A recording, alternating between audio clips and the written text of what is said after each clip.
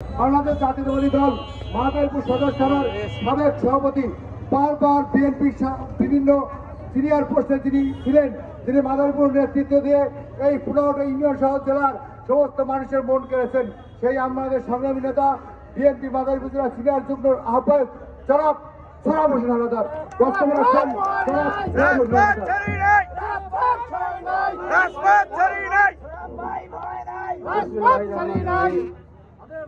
প্রিয় ভাইরা, অনেকক্ষণ আপনারা কষ্ট করে রোদের মধ্যে এই মিছিলে সম্মিলিত হয়েছেন। আমি জেলা বিএনপির পক্ষ থেকে আপনাদের জানাচ্ছি শুভেচ্ছা।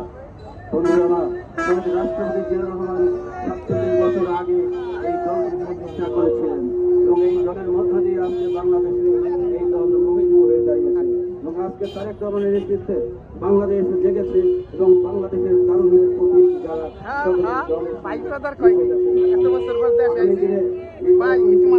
ডিসেম্বরের দিকে হতেই হবে এবং এই ডিসেম্বরের নির্বাচনের মধ্য দিয়েই ফয়সলা হবে কারা ক্ষমতায় যাবে কারা যাবে না।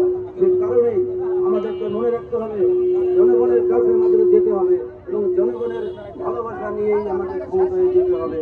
এর বাইরে কিন্তু বিএনপি অন্য কোনো রাজনীতি করে না, ভবিষ্যতে করবে না, কিন্তু করেও না। গণভোটের মধ্যে দিয়েই বিএনপি ক্ষমতায় গেছে, আগামী দিনও তাই করবে। আমরা আশা করি সকলে মিলে আমরা যদি জনগণের সাথে থাকি, আমরা কোনো চাঁদাবাজি করি না, করবো না, আমরা কোনো দালালি করি না, করবো না। তো আমাদেরকে এই পথে থেকেই দলকে সংগঠিত করতে হবে এবং আগামী দিনে তারেক রহমানের নেতৃত্বে সুসংগঠিত করে জনগণের মাঝে এই দলকে আরো যোগদান করা, এই কথা বলে আমি শেষ করছি এবং সভা এখানে শেষ করছি। আল্লাহ হাফেজ, সকলকে ধন্যবাদ এই সভায় আসার জন্য। ধন্যবাদ।